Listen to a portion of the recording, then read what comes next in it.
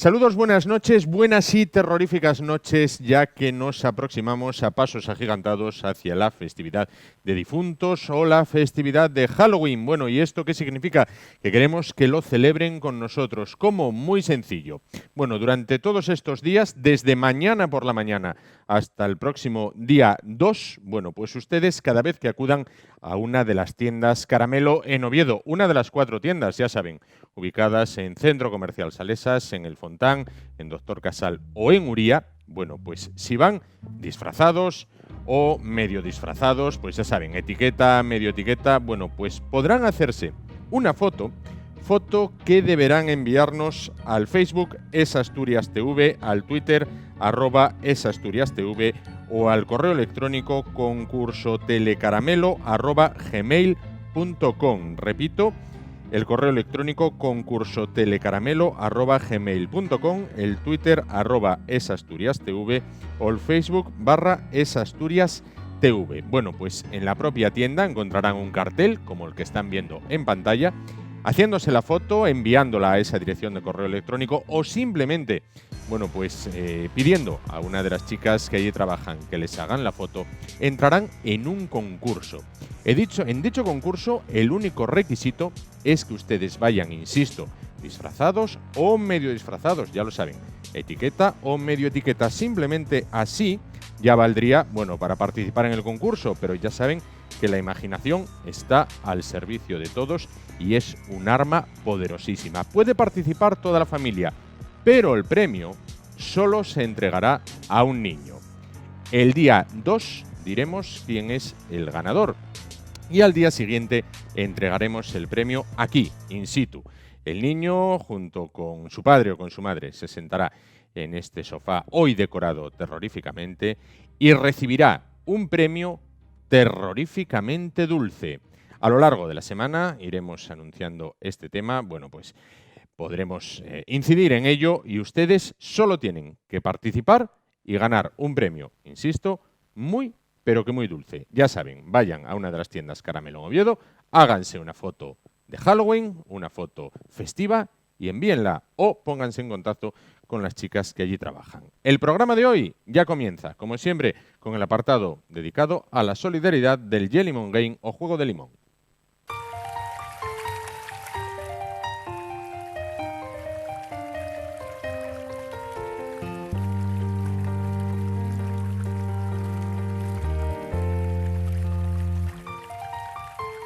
En el corazón de Asturias, Las Caldas Villatermal.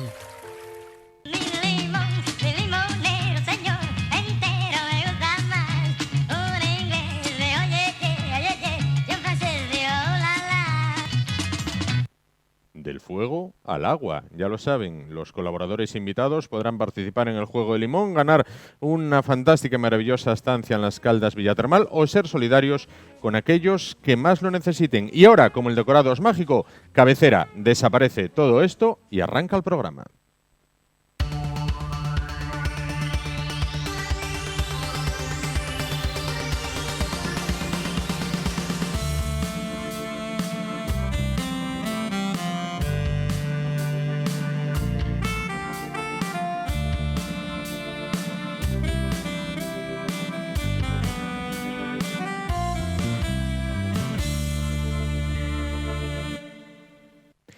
Bueno, pues comenzamos y lo hacemos hablando precisamente de esa festividad de difuntos, lo que modernamente se llama Halloween. Bueno, pues en su aspecto más dulce, pero que tiene que ver con la repostería. En este caso vamos a hablar con Carlos García, él es propietario de la confitería Santa Cristina, aquí en Oviedo, bueno, en la calle Uría, enfrente de la Renfe. Carlos, ¿qué tal? Buenas noches. Hola, buenas noches. Bueno, pues estamos en tiempo de, entre otros dulces, quizás el principal de este tiempo son los huesos o huesinos de santo. ¿Qué son exactamente? Pues exactamente es un dulce que está muy bueno, básicamente es almendra y azúcar, luego llevan rellenos de varias cosas. ¿Y cómo se elaboran? Pues se elabora artesanalmente, igual que toda la vida, uno a uno y poco a poco, con mucha paciencia para que salgan bien.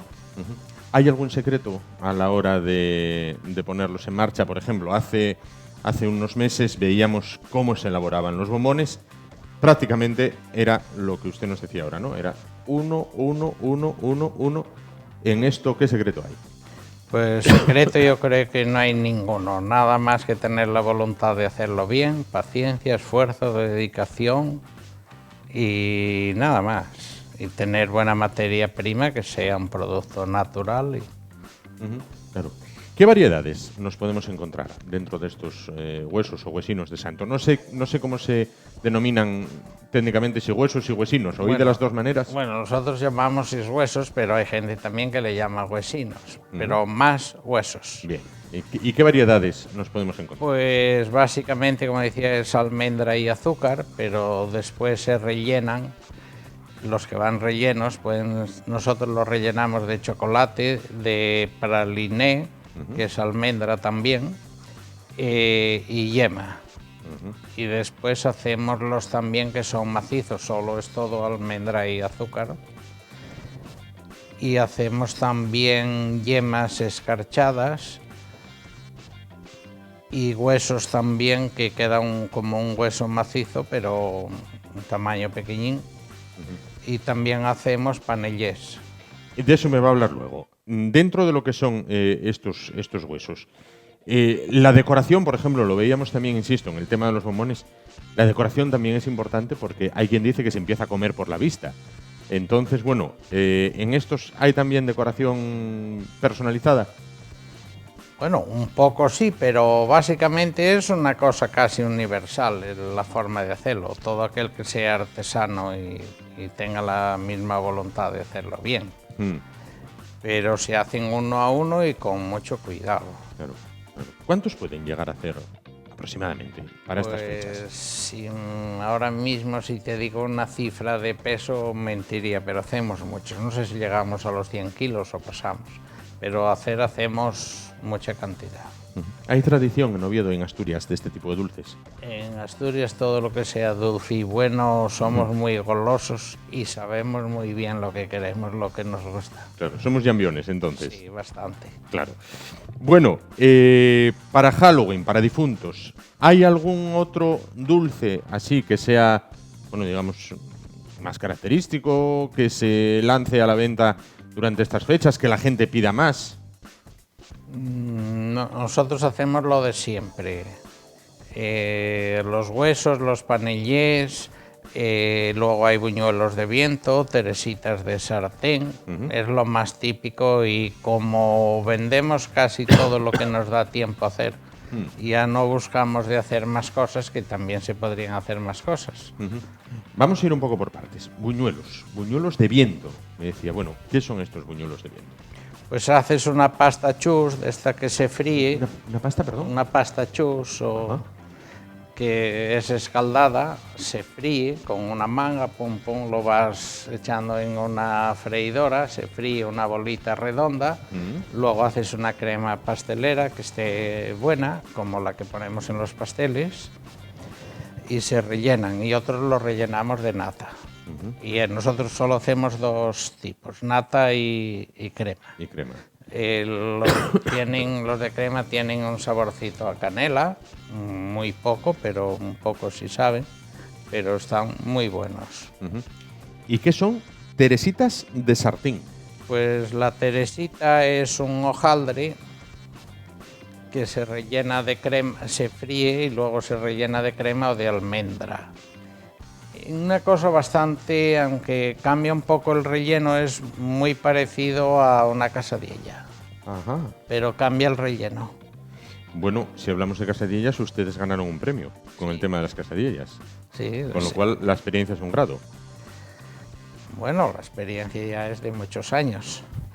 Claro. ¿En eso está el secreto del éxito? En mantener la misma receta de hace muchos años, por ejemplo. Me explico. Muchas veces, muchos negocios dicen, no, el secreto está en innovar. ¿El secreto de ustedes es el contrario? ¿Es el mantener una receta que funciona desde hace muchos años?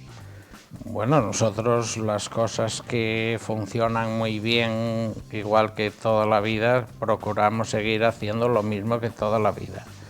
Eso no quiere decir que de vez en cuando no hagas alguna cosa que sea un poco nueva, aunque partimos de la base que las materias primas, si son producto natural, no hay mucho que escoger, es el mismo producto, nada más que cambia la forma de hacerlo. Claro. Panillés. ¿Qué son panillés y de dónde vienen? Pues panellés yo creo que son típicos en Cataluña, pero nosotros tuvimos un confitero catalán 50 años, un fenómeno como pastelero y muy buena persona. Y hacíamos muchas cosas de las que se hacían en Cataluña. Y entre otras cosas, pues enseñó a la gente a comer panellés y siguen comiéndolos. ¿Y en qué consisten? Pues básicamente como el hueso de santo, nada más que cambia la forma, pero ingredientes son casi los mismos. Almendra, azúcar, yema, café, limón, ¿qué más hacemos? Fresa y algunos lo hacemos relleno de membrillo y otros de kiwi y así. Decía usted ahora, me estaba fijando, cuando hablaba de esto de los panillés, comenzó diciendo un confitero, un repostero que tuvieron hace 50 años, que era muy buen repostero. No, estuvo 50 años. O que estuvo 50 años. Se jubiló hace poco. Y me dijo, o acaba de decir, que era muy buen repostero y muy buena persona. Cuando se trata de un negocio, de una pyme, no estamos hablando de una gran multinacional, la confianza con los empleados tiene que ser de manera que digas, bueno, este es buena persona. Quiero decir, ¿se llega a conocer al empleado al dedillo? Hombre, igual que ellos nos conocen a nosotros los conocemos a ellos y convivimos todos los días. Yo estoy tanto tiempo con algunos empleados como con la mujer. Claro. Pero, aunque ella está allí todo el día conmigo. Claro. Pero, por ejemplo, nosotros ahora somos 18, tenemos 18 empleados y somos 3 de casa. La mujer, un hijo y yo, estamos casi todo el día ahí, convivimos día a día juntos y llevámonos bien. De vez en cuando pues discutes, riñes, tienes puntos de vista, pero funcionamos muy bien y casi todos los empleados que tenemos, ya el que menos igual lleva 7 años, quitando los que están para las vacaciones. Claro. Y el que más pues tendrá 55 años y empezó con 12 o 13. Casi nada, ¿eh? O sea, que lleva toda la vida. Claro. Y lo ves, que uno pues es mejor, otro un poco peor, pero son todos muy buenos. Perfecto. Esperamos que le estén escuchando y digan, oye, pues mira lo que dice el jefe de nosotros, ¿no? En este caso. No, pero bueno, yo eso lo comento con ellos. Yo con los años que llevo y los que tengo tampoco tengo que esconder nada. Lo que me gusta y lo que no me gusta lo digo. Menos engañar a nadie, cualquier cosa. Castañas de chocolate. Estamos en el tiempo de las castañas también. Bueno, pues no hay más que dar una vuelta por los bosques y ya hay muchas castañas en suelo. ¿Qué son castañas de chocolate? Pues hacemos un mazapán parecido más o menos igual que el de los huesos. Se hace la forma de una castaña manualmente. Como son muy buenos artesanos haciendo las cosas, aunque lo hagas a mano te salen prácticamente igual y luego se bañan en chocolate. Hay que dejarlas secar para que no fermente, hay que tener mucho cuidado con ellas.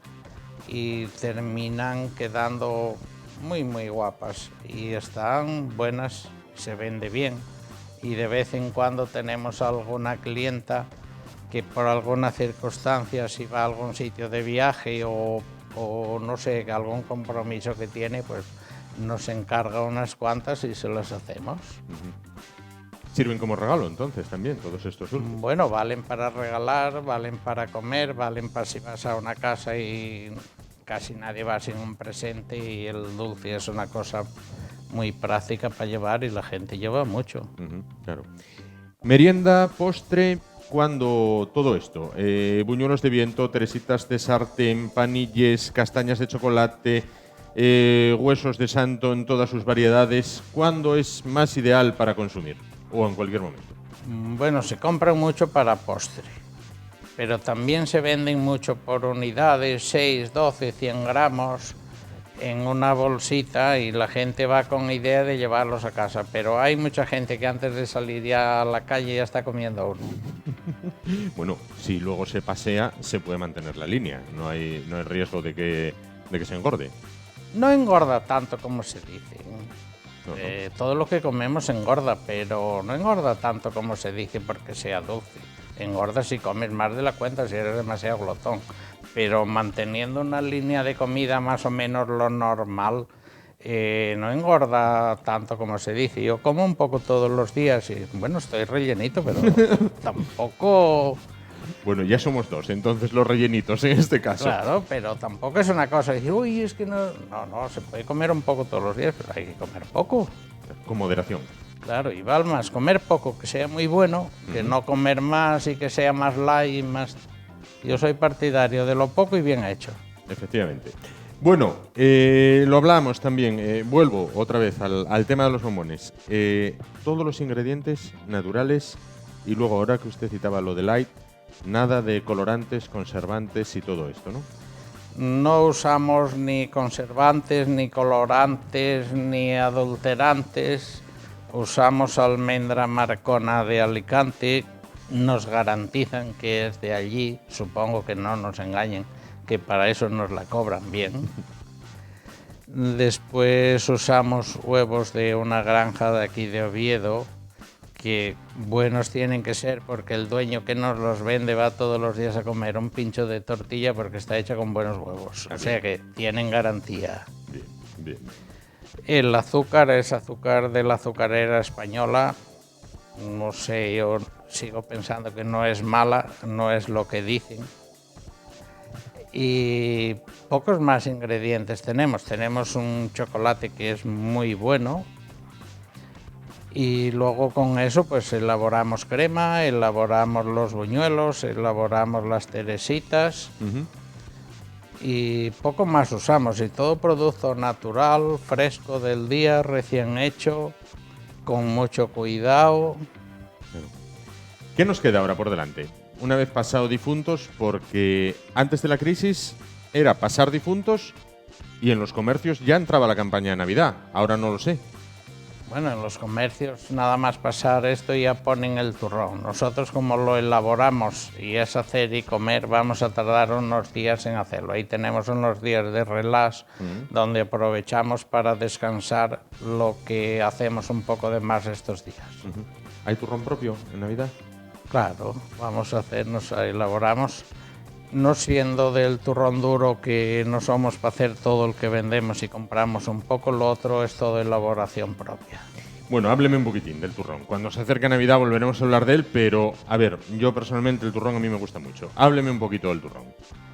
Hombre, el turrón ahora hay muchas formas, o sea, hay muchas variedades de turrón o a las muchísimas cosas les llamamos turrón. El turrón sigue siendo blando y duro o de Alicante y Gijón a lo más típico. Y lo que más trabajo da para hacer. Pero luego también hacemos turrón de frutas, hacemos turrón de yema tostada, hacemos de crema y canela, hacemos de chocolate y almendra, hacemos de Viena que es almendra molida con el chocolate, que da una cosa muy fina. Hacemos lo de pistacho y no sé qué más, hacemos lo de nata y nuez y no sé qué. El turrón no sé es qué una más fantasía, entonces, se puede hacer prácticamente Se puede hacer lo que quieras. El abanico es amplísimo. Sí, es muy amplio. Bueno, y de cara a Navidad, vamos a ver, el otro día una persona me comentaba, me dijo, di una vuelta por Oviedo, después de una vuelta por Gijón, y hay como muchísima gente por la calle, muchísima gente en las terrazas, muchísima gente en los bares, en los restaurantes. De cara a Navidad, ¿qué expectativas hay para ustedes que tienen, por ejemplo, un negocio de cara al público? ¿Hay alegría en la calle? ¿Se nota que se va saliendo de esa crisis que nos ha azotado durante todos estos años? ¿Hay ganas de, bueno, salir, consumir, darse un caprichín? Hombre, pues yo lo que más me gustó de todo el verano fue que la gente estuvo mucho más animada que estos años. También es verdad que vendemos un poco más, pero lo que más gusta es que la gente está más animada, nadie habló de crisis, nadie habló de problemas, todo fue un consumo, bueno, un poco moderado si quieres, pero un consumo muy bueno de mandando unos productos de bastante calidad, nadie se quejó de precio, todo fue muy alegre y yo pasé un verano y va un otoño muy contento. Nada que comparar con años anteriores, me imagino. No se parecen nada. Bueno, pues entonces nada, yo creo que llegamos así al final. Lo único, recomendar eso, que ahora en tiempo de difuntos o de Halloween, porque hay que diferenciar entre los más mayores de la casa y los más chicos, para los más jóvenes es tiempo de Halloween, para los mayores es tiempo de difuntos. ¿Usted más de Halloween o más de difuntos? No, yo soy más de difuntos. Más de difuntos en este caso, ¿no? Bueno, pues seguro que los más jóvenes de casa son un poquito más de Halloween. Bueno, pues ya lo saben, ya sea Halloween, ya sea difuntos, pues disfrutar de las tradiciones de siempre y bueno, qué mejor que con unos huesos de santo, en este caso, o cualquiera de los otros productos de los que nos ha hablado Carlos García, propietario de Santa Cristina. Carlos, antes de irnos con unas imágenes que vamos a ver, hemos estado viendo imágenes de cómo se elabora, bueno, pues este dulce, pero ahora cuando nos despidamos vamos a dejarles con más imágenes de lo mismo. Vamos a probar suerte en el juego de limón. Usted que pasa el día prácticamente con los alimentos, tiene que tener maña en esto de limón. Vamos a ver si hay suerte. Bueno, vamos a ver, y si no, que sea por una buena causa. Sí, eso sí. Pero bueno, siempre hay quien tiene más maña que otra cosa. Vamos allá. Ahí. ¡Oh! Abajo, No es abajo. Nuevo modo. Carlos Otra García, vez será. otra vez será. Muchísimas gracias, Carlos García, propietario de Santa Cristina, por estar con nosotros esta noche. Y bueno, pues de cara a difuntos y Halloween, bueno, pues traernos lo que es la receta de los huesos de santo. Bueno, pues buenas noches, gracias y a disfrutar mucho, que están muy buenas. Efectivamente. Vamos a ver unas imágenes de cómo se elaboran. Y después ya nos vamos directamente a publicidad. Hasta ahora.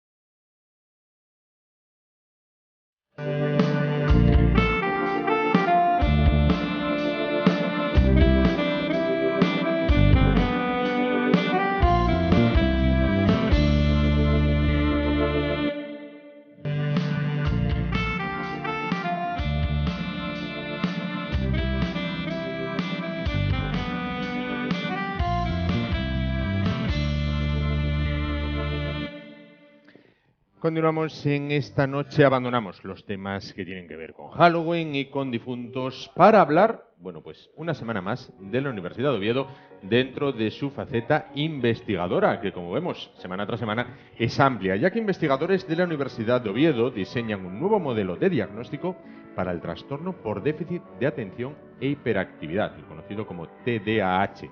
Bueno, para hablar de este asunto, para hablar del TDAH también, se encuentran esta noche con nosotros. Paso a presentarles a Celestino Rodríguez, profesor de Psicología de la Universidad de Oviedo. ¿Qué tal? Buenas noches. Hola, buenas noches. Y también está con nosotros Débora Areces, investigadora de la Universidad de Oviedo. ¿Qué tal? Buenas noches. Buenas noches. Y junto a ella Marisol Fernández, también investigadora de la Universidad de Oviedo. ¿Qué tal? Buenas noches. Bueno, pues primero vamos a partir de una definición que pueda comprender todo el mundo, que es el déficit de atención e hiperactividad. ¿Cómo lo podemos definir? Bueno, pues el TDAH o el trastorno por déficit de atención e hiperactividad parte de un patrón de inatención, de actividad o impulsividad inadecuado, es decir, con unas características de concentración, en este caso relacionado con la atención, o con el autocontrol relacionado con la hiperactividad o la impulsividad, inadecuado, dependiendo de la edad del sujeto, del niño, que se mantiene y que se da en diferentes ambientes y que persiste a lo largo del tiempo. También es un patrón o una sintomatología que se tiene que dar en las primeras edades, es decir, no es algo adquirido, es algo que se da desde los primeros años de la vida del sujeto y se mantiene durante el tiempo.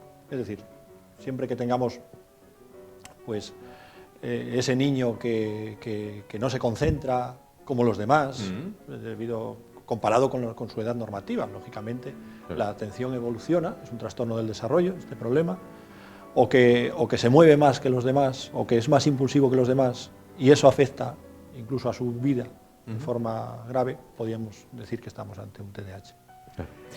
¿Y qué consiste el nuevo modelo de diagnóstico que han puesto en marcha ustedes? Bueno, la idea es que hasta ahora cuando hablábamos del trastorno por déficit de atención con hiperactividad, nos referíamos a una conducta observada, que observábamos bien en el aula o bien en el ámbito familiar. Pero ahora con el modelo relacionamos esas conductas observadas con una baja activación que se da en las áreas prefrontales del cerebro. Sí. De tal manera que esa baja activación estaría relacionada pues, con las dificultades para mantener la concentración durante el tiempo que requiere la tarea o con esos problemas de hiperactividad, inquietud motora e impulsividad. La idea es que vamos un poquito más allá relacionando la sintomatología con lo que ocurre a nivel de activación cerebral. Claro. Bueno, ¿cómo saber si un niño tiene TDAH? ¿Cómo se manifiesta? Es decir, una pareja, por ejemplo, tiene el niño en casa, ¿cómo sospechar que puede tenerlo? Uno de los indicadores puede ser que parece que está en las nubes o cuando le hablas parece que no te escucha. Los profesores incluso muchas veces dicen cuando tengo que hacer una actividad tengo que estar constantemente al lado de él, si no, no es capaz de terminarla. O siempre recordamos el compañero que siempre se olvida la ropa de gimnasia en casa, nunca se acuerda, no porque él no quiera hacer el deporte, sino porque se le olvida realmente, ¿no? Son indicadores que parecen quizás no demasiado importantes, pero que tienen demasiadas consecuencias luego en su día a día y para ellos incluso si se continúa mucho en el tiempo puede ir con un problema emocional de tipo luego ansiedad, baja autoestima, etcétera. Es decir, el TDAH se manifiesta o se detecta en la infancia, pero se mantiene durante toda la vida. Exacto. Se considera que el 60% de la sintomatología se mantiene durante el tiempo. Es decir, el TDAH, la persona que nace TDAH suele morir TDAH. Otra cosa es el pronóstico del trastorno, es decir, cómo se va a desarrollar. Y el pronóstico con una buena intervención y con un buen diagnóstico precoz y a la edad adecuada, el pronóstico es bueno. Claro. Es decir, por eso nosotros ponemos énfasis en eso, en hacer un buen diagnóstico, una buena evaluación y desarrollar estrategias de intervención, porque el pronóstico es bueno. Claro. No quiere decir que todo el TDAH esté subido al fracaso escolar o a problemas de conducta. Hay que poner el esfuerzo en ese punto de forma precoz, evaluarlo, diagnosticarlo y hacer una intervención adecuada para que en el futuro la persona lo pueda tener. ¿A qué edad se puede detectar, diagnosticar? La sintomatología del TDAH se tiene que dar siempre antes de los 12 años. El DSM-5, que es el manual diagnóstico que define diferentes trastornos mentales, si no sucede antes de los 12 años no podríamos estar ante un caso de TDAH.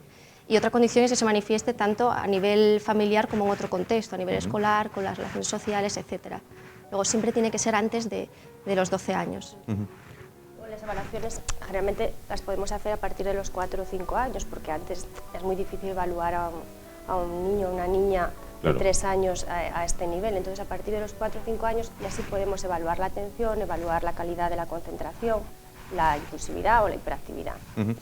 Uno de los objetivos de este modelo es eso, poder tener datos objetivos que podamos hacer a una edad temprana, como pueden ser los datos de fluidez sanguínea o de actividad eléctrica del córtex prefrontal. ¿Esto hay que diferenciarlo de hiperactividad o impulsividad? Tiene 3 puntos importantes, que además ahora en la nueva conceptualización del TDAH se tratan como categorías diagnósticas independientes. Sí. Por un lado es el déficit de atención, que a veces solo se da el déficit de atención, no es un niño hiperactivo o impulsivo, es decir, incluso hay algún criterio de hipoactividad, de una actividad por debajo de lo normal en los casos de déficit de atención. Y por otro lado está la hiperactividad impulsiva, que siempre suele estar un poco más ligada, ¿no? Que se puede dar de forma aislada, raramente, porque si eres hiperactivo y eres impulsivo es difícil que atiendas. Claro. ¿Vale? Entonces, del subtipo hiperactivo-impulsivo hay menos sujetos. Y después está la forma combinada, en la que se combina el déficit de atención y la hiperactividad de impulsividad. Vamos a ver, ¿esto es nuevo o es que antes no se diagnosticaba? Porque antiguamente, bueno, tampoco tan antiguamente, como hace 20 años, 30 años, no había casos diagnosticados de TDAH. Es una pregunta que se hace también con otro tipo de trastornos, ¿no? Con el trastorno Asperger. ¿Existe ahora o no? Es algo que ocurría, todo el mundo, incluso hay veces que hablas con amigos, familiares, te dicen, yo tenía esta sintomatología, pero no sabía que era un TDAH, que era una entidad diagnóstica reconocida. Entonces, muchas veces al no existir como tal, pues la gente no se preocupaba o no se daba cuenta de que eso tenía una explicación. Lo mismo que con el Asperger, ¿no? Que el niño raro de antes, pues hay veces que cuando investigas un poco te das cuenta de que ahora tiene un nombre y ahora tiene una forma de intervenir y de actuar en estos casos. Claro. Es una anécdota que el doctor Terán, que es un doctor de Palencia, que investiga y trata muchos adultos con TDAH, una vez nos comentaba que cómo había empezado él a investigar y a tratar adultos con TDAH. Y era porque iban los abuelos, los tíos o los padres con sus hijos a su consulta y decían, oye, pues yo también tenía eso cuando era niño, yo también. Y entonces él cambió y empezó a estudiar adultos con TDAH y hay una línea muy creciente. Nosotros también tenemos una colaboración con Valdebrón, con Ramos Quiroga, acerca de los adultos con TDAH. Porque, bueno, pues hay estudios que incluso dicen que se divorcian más, que tienen más accidentes de tráfico, tienen más cambios de trabajo constante, cambios de pareja, bueno, ese tipo de sintomatologías. Entonces, que no se haya diagnosticado no significa que nunca haya existido. También el caldo de cultivo, es cierto que ahora tenemos unas pautas, tanto escolares como familiares, que a veces pues, favorecen el desarrollo del TDAH. Claro. Vamos a volver un poquito atrás, ¿no? Bueno, cuando preguntaba cómo saber si un niño lo tiene. Bueno, cuando, por ejemplo, se le diagnostica a un crío que tiene TDAH, ¿qué deben de hacer sus padres?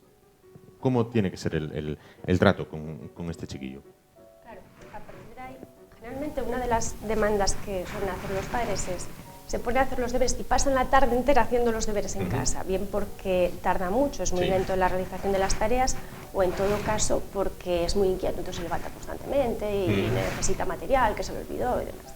Entonces, a partir del diagnóstico, lo que se trata sobre todo es de tener pautas de trabajo en casa, en las que pues, vamos a cambiar de tarea frecuentemente para procurar que los tiempos de concentración sean idóneos durante la ejecución de las tareas, o vamos a levantarnos de forma apropiada, es decir, vamos a tomar un vaso de agua, entonces ya no estoy inquieto constantemente y me levanto sin sentido, sino que me levanto para ir a buscar el vaso de agua. Son pautas sobre todo de trabajo para que durante el desayuno, que tarda muchísimo en desayunar, pues que podamos tratar de minimizar esas consecuencias que el trastorno tiene en el ámbito familiar. Y lo mismo en el ámbito escolar, en el que los profesores pues, ponen en marcha estrategias para tratar de favorecer el rendimiento escolar, que por otro lado puede ser muy bueno. Claro. Que el niño no atienda a la hora de realizar sus tareas, o incluso en sus tareas de ocio, puede deberse a que tenga TDAH o puede deberse a que tienen tantísimos estímulos, tanta es la oferta y variedad lo dicho, ¿no? Incluso en plan de ocio, que no sabe dónde va a fijar su atención? Hombre, es que efectivamente, justamente lo que estamos viendo con el trabajo es que estos chicos tienen una baja activación en la zona prefrontal. Estamos hablando de que si no está atendiendo la tarea es porque no es capaz de hacerlo. Hay una baja activación en la zona prefrontal que no le permite pues mantener la concentración durante todo el tiempo que requiere la tarea, o que no le permite estar sentado, que tiene que levantarse. Y claro, el correlato en este caso estamos hablando de que es pues neurológico, esta baja activación. Entonces, yo no lo relacionaría con esa estimulación, no sé qué pensáis vosotros, pero... Siempre hay que resaltar que siempre descartamos que sea debido a otra causa. Claro. Siempre tenemos una serie de criterios de exclusión que hacen, pues, por ejemplo, un criterio de exclusión sería si está desmotivado, pues sería una explicación, por ejemplo, si tiene una ansiedad, si tiene una depresión, si tiene un problema familiar, si ha sufrido, bueno, pues cualquier causa. Siempre hay que tratar de excluir cualquier causa que explique ese comportamiento. Yo creo que es lo principal que hay que hacer para saber si es una sintomatología TDAH debido a un TDAH, una sintomatología TDAH debido a otra causa, a otro factor. Claro. Este modelo se crea precisamente para eso, para intentar objetivizar al máximo la sintomatología, en definitiva, porque se diagnostica de forma clínica basándose en una sintomatología y eso puede ser causado por otras cosas. Lo típico que dicen es un vago, pero es un vago porque quiere o porque no puede. Claro. Eso es lo que intentamos. Claro, lo que me refería un poco es, por ejemplo, cuando usted o yo éramos niños, tenías, por ejemplo, 2, 3 juguetes. Ahora tienen 300. Entonces, nosotros podíamos centrar la atención en el juguete 1, en el 2 y en el 3. Y pasar media hora con cada juguete. Ahora, al tener 300 o 300 dibujos animados, cuando antes solo había uno, la oferta es tan amplia que pueden ir variando. ¿Esto es que no prestan atención o que la oferta es tan amplia que...? Pero no sería en todo caso un trastorno por déficit de atención. Claro. Toda esa estimulación que hay puede hacer que que tengamos más variabilidad, que tengamos menos tiempos de concentración en una tarea porque tengo mucha oferta, pero nunca me va a generar un trastorno, una baja activación que me va a impedir trabajar en la tarea. Claro. Y como decía Débora, claro, puede haber otras causas. Yo puedo estar nerviosísima y ansiosa y entonces estoy inquieta, no paro, pero no tengo una baja activación que me impide concentrarme en la tarea. En el momento en el que la exigencia lo demande, lo haré. Lógico. Bueno, el trabajo de campo, ¿cómo se desarrolló? ¿Con cuántos chicos trabajaron? Bueno, un poquito, ¿cómo fue la experiencia? Bueno, pues la experiencia es muy larga, ¿no? Esto nace por allá, por los años pues 2006, 2007, cuando pues, el creador un poco de esta idea, que fue el profesor Luis Álvarez, que tristemente fallecido, pues él fue a Estados Unidos en busca de nuevas técnicas para objetivizar al máximo la sintomatología, ¿no? Y se fue y trajo pues, una técnica como es el EEG cuantificado, el electrocefalograma cuantificado, y ahí se generó un poco pues, esta idea de decir, bueno, pues vamos a trabajar en nuevas técnicas de evaluación del TDAH.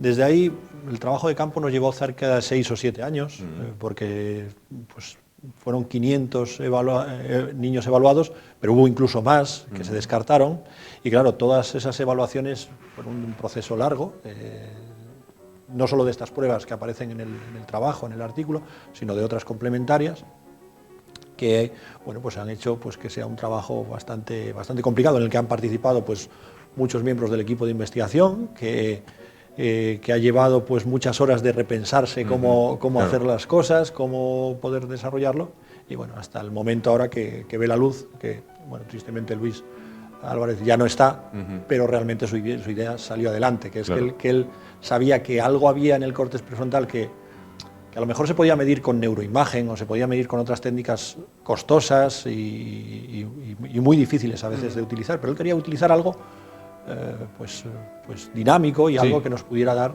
de forma objetiva pues esta idea que él tenía. Claro. Y ahora, ¿cómo se aplica? ¿Cómo se pasa a la práctica? Bueno, pues yo creo que es la mejor parte de todo el trabajo, porque, como decía ahora Tino, claro, efectivamente la neuroimagen puede pasarla a muy pocas personas y tiene un coste muy elevado.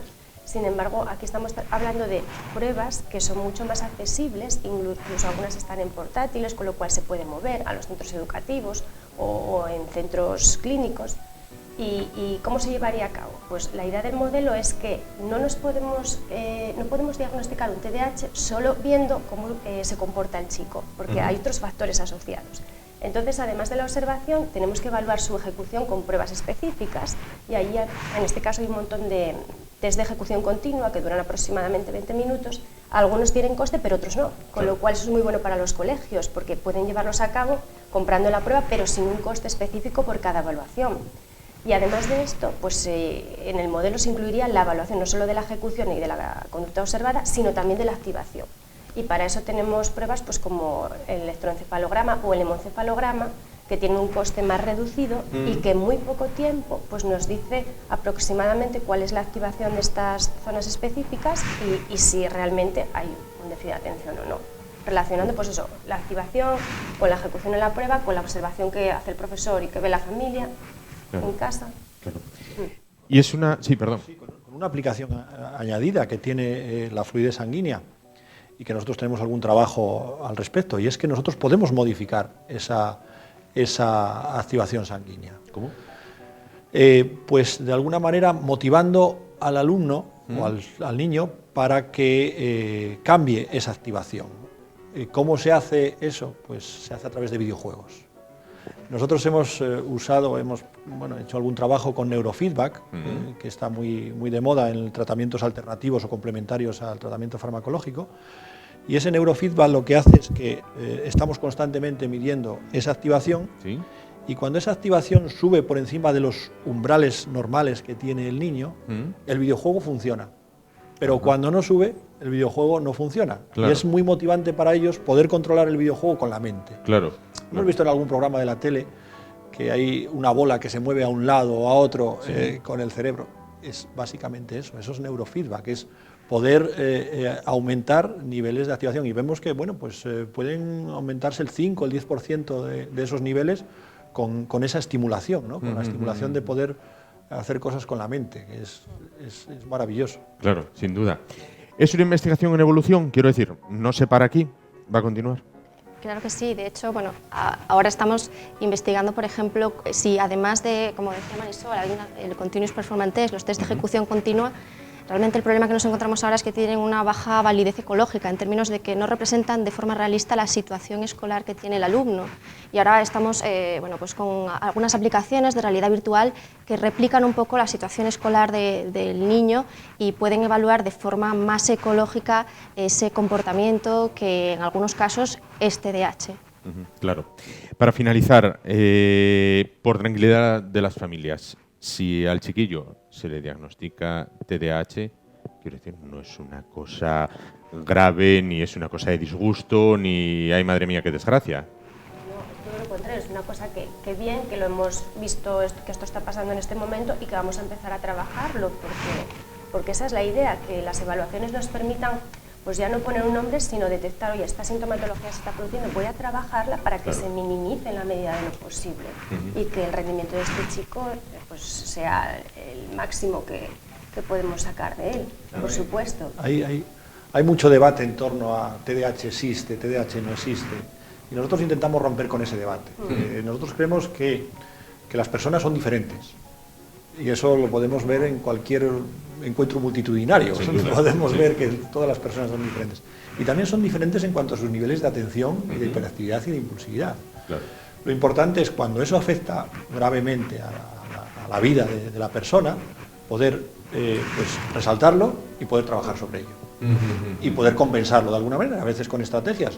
Hay personas con TDAH que han tenido mucho éxito en la vida porque han sabido compensarlo con estrategias. Entonces los padres tienen que entender eso, y yo creo que toda la comunidad científica e incluso profesional tiene que entender eso, que la idea es compensar cuando a ti te falta atención para poder salir adelante y poder compensarlo de alguna manera y poder hacer las tareas igual que las demás personas. Esa es la idea más de si TDAH sí, TDAH no, o qué preocupado estoy porque mi hijo es TDAH. No es un etiquetaje, es más bien conocer esas características. Pues con esa reflexión nos quedamos. Muchísimas gracias a los tres. Débora Areces, investigadora de la Universidad de Oviedo, Marisol Fernández, también investigadora de la Universidad de Oviedo, y Celestino Rodríguez, profesor de Psicología de la Universidad de Oviedo. Antes de irnos, vamos a ver qué nivel de atención requiere el juego de limón para los tres. Vamos a ver si hay éxito. Y se pueden ir cualquiera de los tres, o los tres, nunca se sabe, al balneario, a Las Caldas Villa Termal, o si por el contrario, bueno, pues esos fondos se van a aplicar a la solidaridad en forma de ayuda a un campamento de refugiados en India. ¿Quién empieza? ¿Empiezo yo mismo? Venga. Voy a intentarlo, ¿eh? Abajo, Esto es en este caso. muy difícil, ¿eh? ¿Va a continuar quién? Continúo yo. Venga, Débora Areces.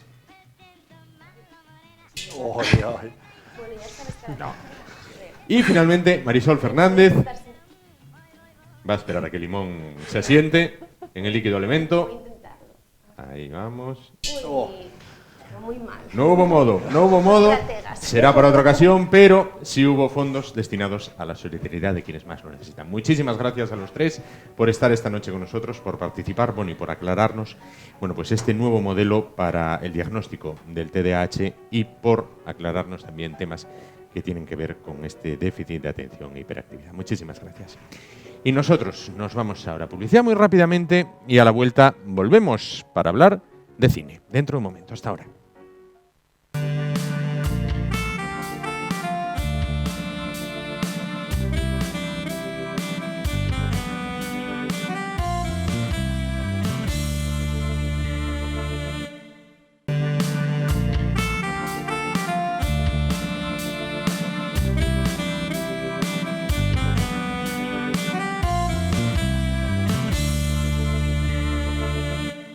Continuamos y lo hacemos hablando de cine. Tiempo para nuestro encuentro semanal con Ismael Juárez y la gran pantalla.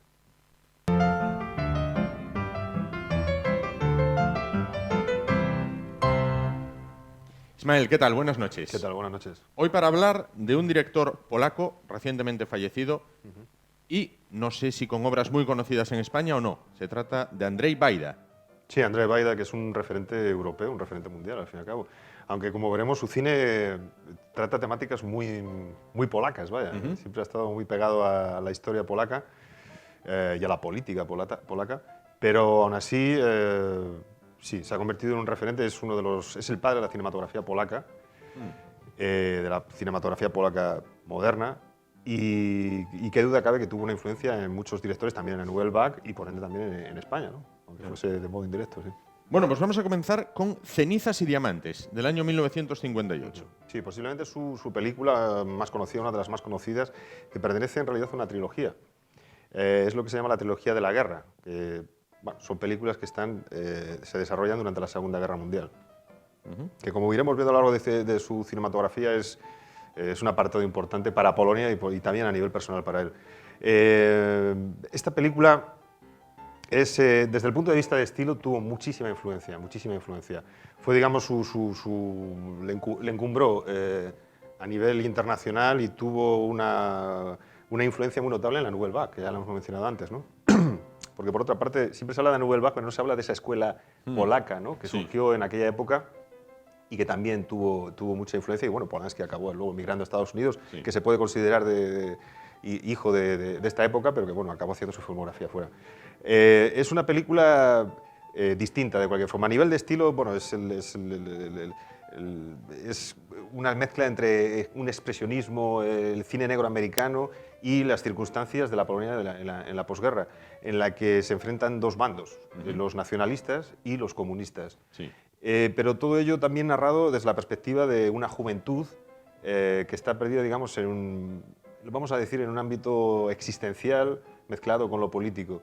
Como podemos ver en el actor, tiene un look que puede recordarnos a James Dean.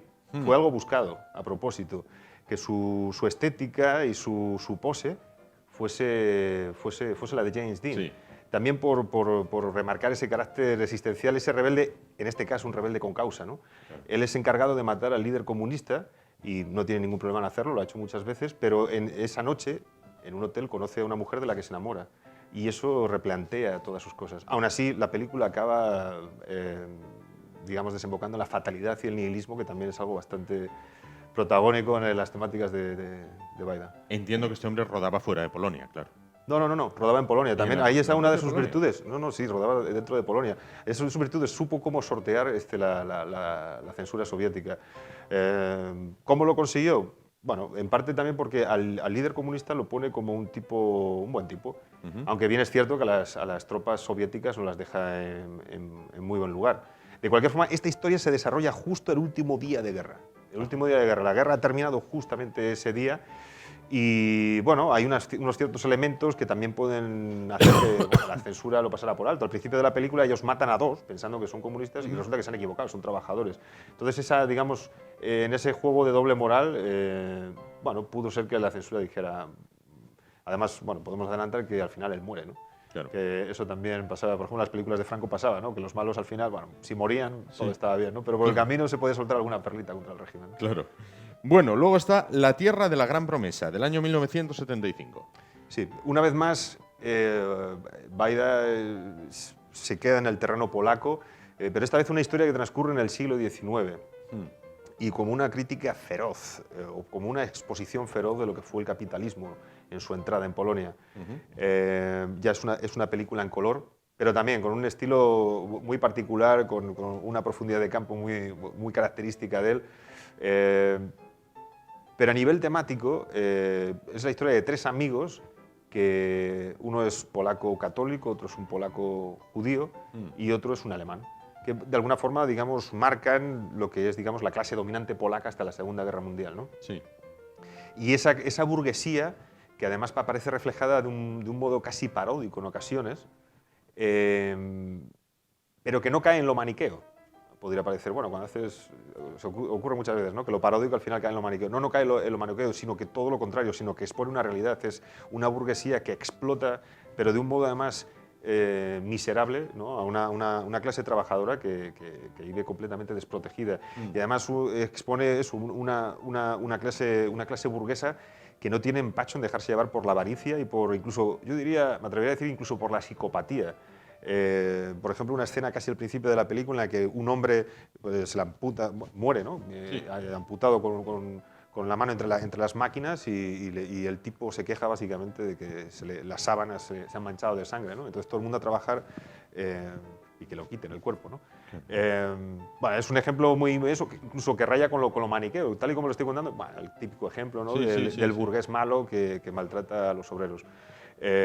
No, para nada. Expone una realidad que además no solo... ¿Por qué trascendió al final el cine de Baida? Porque habla de algo muy polaco, pero en esencia es una historia universal y en este caso muy europeo, de cómo fue el capitalismo en toda Europa y lo feroz que fue, ¿no? Claro. Esta entonces tampoco tendría muchos problemas para pasar la censura si criticaba al capitalismo. No, en este caso podemos decir que no. En este caso criticaba al capitalismo, entonces no había lugar a la crítica en este caso. Del año 1981 está El Hombre de Hierro. Sí, esta sí que es, junto con Cenizas y Diamantes, es posiblemente la más conocida. En realidad es una secuela de otra anterior, también muy conocida, que era El Hombre de Mármol. El Hombre de Mármol, me voy a remontar al Hombre de Mármol, que se había hecho unos poquitos años antes, narra la historia de una directora de cine, que es el alter ego de él, al fin y al cabo, que de modo ficcional, es una ficción, está buscando a un héroe que fue un héroe soviético, un héroe polaco, ¿no? Pero bajo el dominio soviético, en los años 50, pero que de repente desapareció, no se sabe qué pasó con él, ¿no? Le hicieron héroe por ser un gran trabajador, pero de repente desapareció. Entonces esta directora investiga casi a modo de documental falso, ¿no? De falso documental, qué ha pasado con esa persona, hasta que al final ves de que, bueno, sin desvelarlo, por si alguien está interesado, como siempre hago, básicamente era un hombre honrado que sabe enfrentarse al poder, pero que eso le defenestra. Esa es la cualidad de esa película, además del estilo, obviamente. Una vez más, en El Hombre de Mármol trascendía lo polaco, porque ya no es lo polaco frente a los soviéticos, sino es hasta qué punto la gente no se enfrenta al poder, allá donde surja y donde hay gente que tiene la valentía, ¿no? de seguir una ética y de seguir, más allá de que eso pueda ser perjudicial para ellos. En El Hombre de Hierro, la historia en realidad retrata otra época distinta de Polonia, ya de 1980, en la que hablamos del hijo de ese hombre, que en la primera parte, que además murió, pero en la primera parte lo dejan, bueno, ya lo he contado, pero bueno, murió, pero lo dejan de un modo un poco ambiguo. Pero ¿cuál es la cualidad, entre muchas, de esta película? Que casi fue creada en tiempo real. ¿A qué quiero decir? habla de la creación de Solidaridad, el sindicato que se enfrentó a los soviéticos y que, bueno, su deriva, digamos, conservadora, ultraconservadora de los últimos años, obviamente la pone en cuestión y posiblemente es una de las razones por las que Baida muchas veces a lo mejor no es del todo reconocido, ¿no? por su vinculación con Solidaridad, que bueno, con los años se ha visto que más allá de su lucha en el pasado contra el régimen soviético, pues es uno de los, su vertiente política actualmente, pues es una de las más conservadoras, más ultranacionalistas y más retrógradas de Europa, ¿no?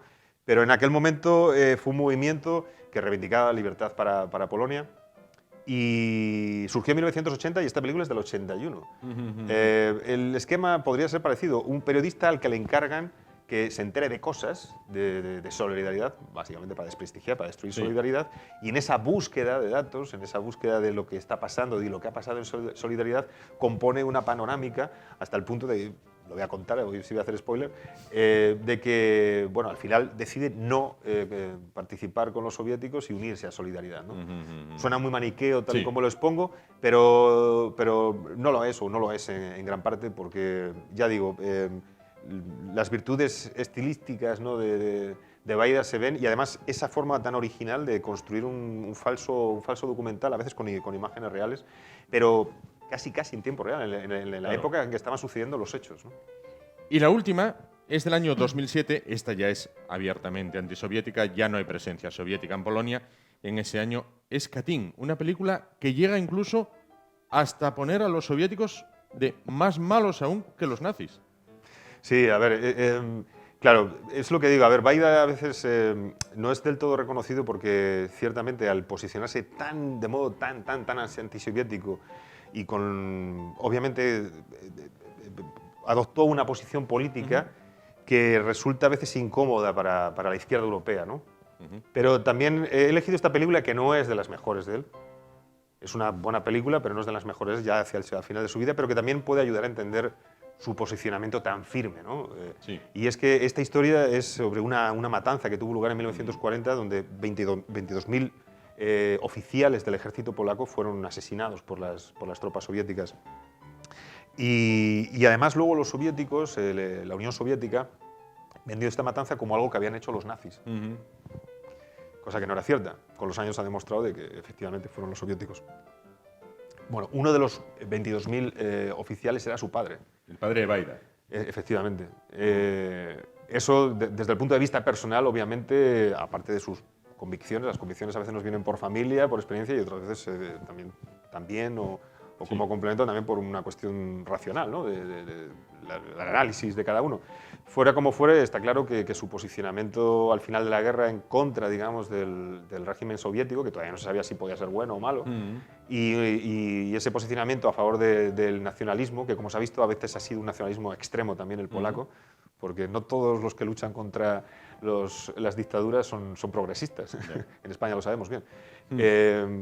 Sea como fuere, ya digo, no es una película, no es una de sus grandes películas, pero de alguna forma puede ayudar a explicar, entendiendo esta circunstancia, su posicionamiento tan feroz, ¿no? contra la Unión Soviética, desde el punto de vista personal. Bueno, una herida muy abierta aún en la sociedad polaca, la herida de Katyn, y que refleja, bueno, en esta película. ¿Autor entonces recomendable para ver? Sí, desde luego, sí. Ya digo que a veces por los prejuicios políticos, él hizo cine político. Cuando haces cine político te expones también a que bueno, haya gente que precisamente por la política no quiera verte o tenga prejuicios hacia ti. Pero es uno de los padres de la cinematografía moderna polaca, pero además es uno de los grandes creadores europeos del siglo XX. O sea, merece mucho la pena, independientemente de la orientación política que tengas. Merece mucho la pena, ¿verdad? Bueno, pues estaremos atentos para ver alguna de estas películas de Andrzej Wajda, director polaco, como decías, bueno, pues en días pasados fallecido. Vamos a probar suerte con el limón. Vamos a ver esa prueba semanal. Vamos a ver, en este caso, con un limón ahí cerca de las tablas, se encuentra. Me voy a situar bien, porque si no... Vamos a ver si hay suerte. Ahí vamos. No hay suerte en este caso. Limón abajo. Tembleque que te dio ante el tiro del penalti. Y de ese modo, ahí se fue. Nos vamos rápidamente. Gracias, Ismael. Como siempre, nos vamos rápidamente a publicidad y en un momento volvemos para continuar con el programa de hoy. Hasta ahora.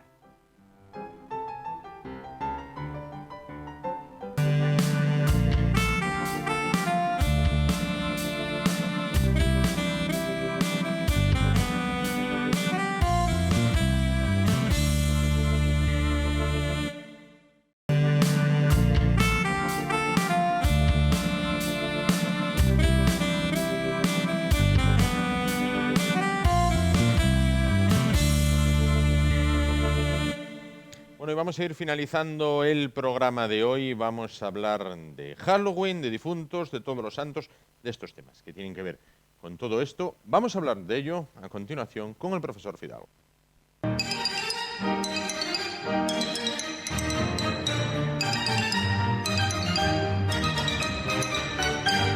Profesor, ¿qué tal? Buenas noches. Buenas noches. ¿Todo bien? Todo bien, se nos presenta aquí unos días próximos de miedo y de terror. Miedo y de terror, o eso nos venden. Bueno, ¿usted es más de Halloween o de difuntos? No, vamos a ver, el Halloween, yo lo llamo el Halloween, yo odio al inglés, enemigo de nuestros padres.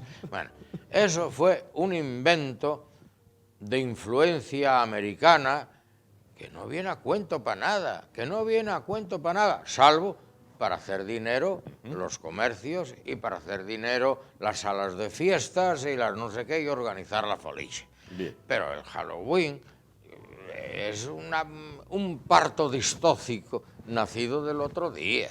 Sí, ¿no? Cuando yo era rapaz, es decir, antes de que América fuese América en su influencia, y no, aunque soy viejo, no tanto, nadie sabía que existía el Halloween ni cosas por el estilo. Los difuntos eran otra cosa. ¿El tema de la calabaza es cosa americana o...? No, que va. Bueno, yo no sé de dónde surgió lo de hacer la calabaza por dentro, vaciarla, vaciarla, abrirle una nariz, poner unos boca, ojos, una meter nariz. una vela dentro. Sí, bueno, eso yo cuando era rapaz ya se hacía.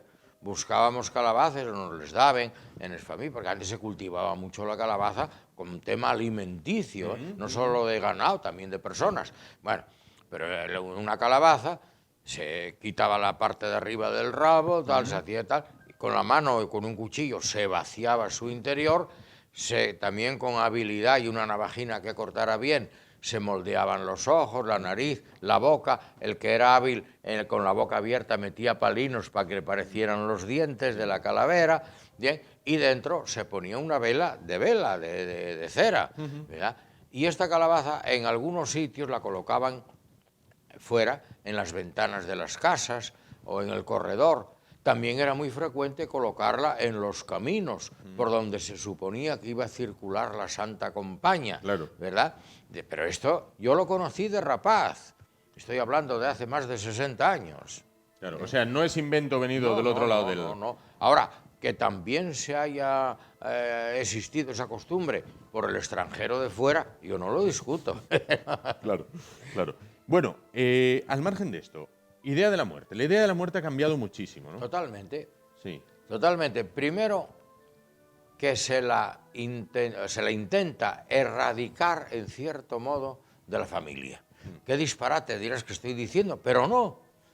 Hoy los tanatorios son aquellos locales y aquellos establecimientos dignos de toda la dignidad posible. No quiero criticar los sanatorios, ni muchísimo menos, pero los sanatorios han, digamos, raptado esa esencia de familia que daba el muerto en la casa, a sacarlo a otro lugar, donde a las 10 de la noche, desde las 10 de la noche hasta las 10 de la mañana del día siguiente, el difunto está allí en su frigorífico y la familia va a su casa a descansar.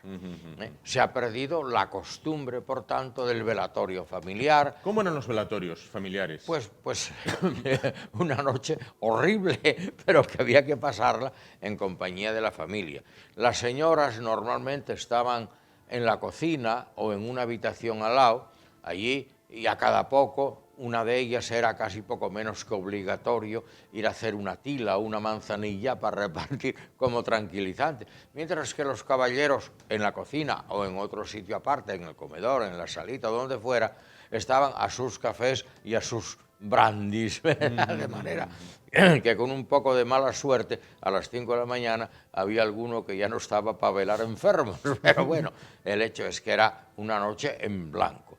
Hoy realmente la presencia y la influencia del tanatorio permite que la familia descanse. Eso también es bueno. ¿Actualmente se ha apartado a los niños de la idea de la muerte? Sí, muere el tío Bernardo o la tía Jacinta o el no sé quién y que el niño no se entere, o el abuelito o la abuelita, ¿no? Que el niño no se enteren y tal. Y entonces lo llevan a casa de otra familia o lo que sea, o lo llevan a los caballitos a jugar a no sé dónde, o a las bolas de la ludoteca de no sé qué, para que el niño no se entere y tal, y no... Yo desde crío viví la presencia y la esencia de la muerte y nunca me asustó, ni nunca... Y en este, voy a contar una anécdota muy curiosa que viví una vez. En la iglesia de Teberga se conservan 2 momias del conde de... ¿Quién? De no me acuerdo ahora, y de un tío suyo, el obispo. Bien. Y ahí están, de exhibición. Estaba yo con un matrimonio amigo visitando Teberga y fuimos a la iglesia y aparece un matrimonio con un niño, podía tener unos 5 años o una cosa así, bueno, según estábamos viendo, y vemos los 2 cadáveres allí momificados y el niño que empieza a llorar. Entonces yo, metiendo la pata como siempre, y es mi norma, me dirigí a la madre y dije, hombre, mire, por favor, saquen a este niño de aquí, porque miren usted, con estas momias, con sáquenlo de aquí, porque luego le tiene miedo, va.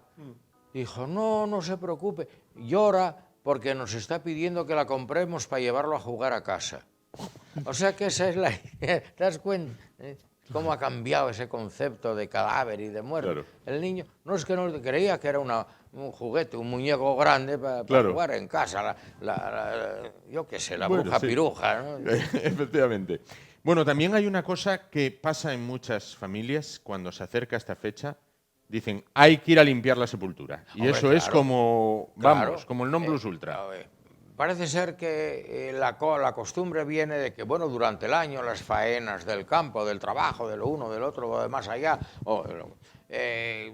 la gente procura evitar la visita a los cementerios. Pero, hombre, ya que era el Día de los Difuntos, vamos a dedicarles un recuerdo limpiando la sepultura. Sobre todo cuando la sepultura era sepultura, es decir, en tierra. Sí. Que aquello estaba lleno de hierbajos y tantos, bueno, aquello se limpiaba, se paluchaba, como decimos en Colunga, se adornaba con flores, etcétera. Hoy, como son nichos, bueno, se limpia con una bayeta y se pone una jarrita de flores naturales o de flores de plástico, porque es curioso que las flores naturales las roba la gente de una forma extraordinaria. Bueno, y después ya, una vez ya la sepultura es todo aquello muy guapo, es cuando luego el sacerdote, en la tarde del Día de los Santos, iba a los cementerios a rezar sepultura por sepultura, responsos en memoria del difunto.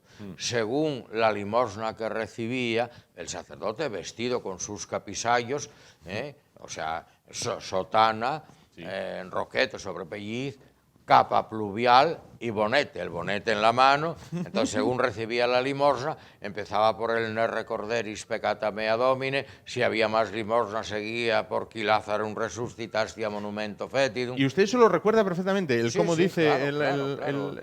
¿cómo llama? El recaptim... ¿El cuál? El primero es el ne recorderis peccata mea domine dum veneris judicare seculum perignem, de profundis clamaviate domine, domine saudi vocem mea. Sí, me lo sé todo. O el qui Lázarum resuscitastia monumento fetidum tuis domine, dona requiem locum indulgenti. Sí, claro, y se rezaba todo aquello. De manera que el sacerdote, en un cementerio de pueblo, como era el mío, se echaba la tarde entera, Se empezaba a las 4 de la tarde y eran cerca de las 8 ya de anochecida y seguía hisopeando las sepulturas. Claro. Ahora se va, se reza un rosario en el mejor de los casos. Antiguamente hasta se decía una misa en el cementerio, ahora ya la misa la sustituye un rosario que lo suele dirigir un propio a caballo o una propia, y aparece el cura por allí, dice el ne recorderis, pero en castellano, y sopea en plan de responso general, y aquí paz y después gloria, que es lo que deseamos para todos los fallecidos. Claro que sí. Igual que al día siguiente. Al día siguiente, el Día de los Difuntos, propiamente dicho, el día 2 de noviembre, se hacían las misas funeral en memoria de los fallecidos, que eran 3 misas. 3 misas. Precedidas de su invitatorio cada una o del rezo de los salmos. La primera misa era donde se cantaba el Regen qui omnia vivum, venite adoremus, venite sultemus Domino, jubilemus Deo, salutari nostro, preocupemus faciem eius in confessione, et in salmis jubilemus ei. Eso era lo que precedía la primera misa. En la segunda misa, el verba mea auribus percipe Domine, intellige clamor en meo, y así las 3 misas. Los sacerdotes con ornamentos negros, casulla y dalmáticas, y era una cosa que la gente asistíamos. Empezábamos a las 9:30, a las 10 de la mañana, a la primera misa, terminábamos a las 12 o la 1, claro. Era así. Bueno, hay que tocar también un tema. Huesinos de santo. ¿Qué es esto? Los huesos de santo. Los huesos de santo, vamos a ver, habría que empezar hablando de la historia del mazapán. Bien. El mazapán, esa dulcería hecha con almendra molida y azúcar, que es un invento árabe. Maupapán significa el rey sentado.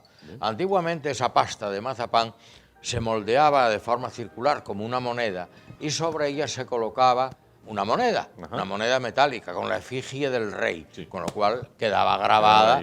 Y eso se preparaba, se elaboraba en las farmacias, los confeccionari, que llamaban entonces a los farmacéuticos. ¿Por qué? Porque eran pastillas para convalecientes, para enfermos. Después se transformó en una dulcería. Bien, pues alguien, pues no sé quién, tuvo la genial idea, dice, hombre, si hacemos mazapanes como convalecientes de enfermos, hagamos mazapanes en recuerdo de los difuntos. ¿Cómo? En forma de hueso. Claro. Y entonces moldeaban la pasta de mazapán como un fémur en pequeño. Sí. Como un fémur, sin nada más. Claro. Luego sí, se horneaba un poco para que secara, etcétera, etcétera, pero era un mazapán, sin más. Y se le llamó huesino. Con forma de hueso, y eran huesos de difunto santo, huesos de santo. Claro. ¿Qué pasó? Que al correr de los tiempos dijo, hombre, si el hueso por dentro tiene lo que en Colunga llamamos la cañada, la médula, hombre, ¿por qué no le ponemos un poco de médula al huesillo? Y pues así le podemos poner, por ejemplo, mermelada de no sé qué, o dulce de no sé cuál, etcétera, etcétera, etcétera. Bien. Luego viene el tercer confitero, dice, a ver, andar moldeando huesos, que si la parte ancha, la delgada, rellenar.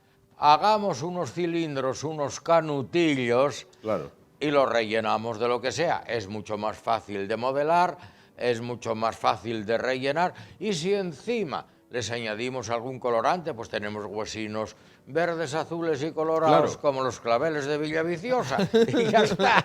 Claro. Bueno, y ahora, para el público norteamericano, vamos a vengarnos un poquito de lo de la calabaza, y deme una receta con calabaza. Hombre, yo recetas con calabaza propiamente sé muy pocas, porque, bueno, en realidad la calabaza fue un producto alimentario asturiano esencial, como aporte de hidratos de carbono. Los nabos, las castañas, la calabaza, para hacer el pote. Hasta que llegó la patata, ¿no? Hasta que llegó la patata, que fue desplazando todo esto. Y entonces la calabaza se la relegó un poco a otros menesteres, como podía ser el forraje de animales. Si bien siguió empleándose, por ejemplo, para hacer morcillas, siempre se echa un poco calabaza, para hacer tartas, hacer cremas, y yo la crema de calabaza me gusta muchísimo, vamos luego a dar la receta, pero sobre todo, donde cogió gran auge la calabaza, fue la variedad esa que se destina a la elaboración del cabello de ángel. El cabello de ángel es base de una repostería enorme, donde tiene quizás su mayor exponente en la famosa tarta de Mondoñedo, ¿no? Pero bueno, hoy el cabello de ángel se utiliza como relleno y como complemento de muchísimos tartas, hojaldres, de mil hojas, de lo que sea, ¿no? Vamos con esa receta de la crema de calabaza. Pues mira, es muy fácil. Yo, como la hago yo para mí, Cogemos una calabaza de los americanos. De la de los americanos, no, calabaza asturiana del calabazón, de la grandona, de la que por dentro tiene una carne así como su corbata, una carne así, amarillo rojiza. Esto es naranja. Naranjita. Es naranja, bueno, pues eso, naranja. Color caldera, que dicen ahora. A ver si le cortamos la corbata, va a hacer una crema de corbata. No, mira, con esta corbata fue con la que me casé. Y no me la cortaron aquel día. Hubo suerte entonces. Hubo suerte. Famosa costumbre imbécil de andar cortando las corbatas. Efectivamente. Una cosa espantable. Pues Vamos a coger un buen trozo de calabaza, le quitamos la corteza, digámoslo así, y troceamos la calabaza en trozos mediano pequeños. Junto con ella, bueno, lo llevamos a una cacerola con agua, junto con ella un poco de patata también troceada y también un poco de zanahoria. Pero vamos, lo que abunde sea la calabaza, ¿eh? Un porcentaje alto de calabaza, luego algo de patata y algo de zanahoria. Agua, un chorro de aceite y un puntín de sal. Bien. A mí me gusta tirando a soso, el que le guste más salado, que abunde en sal. Y eso da unos hervores,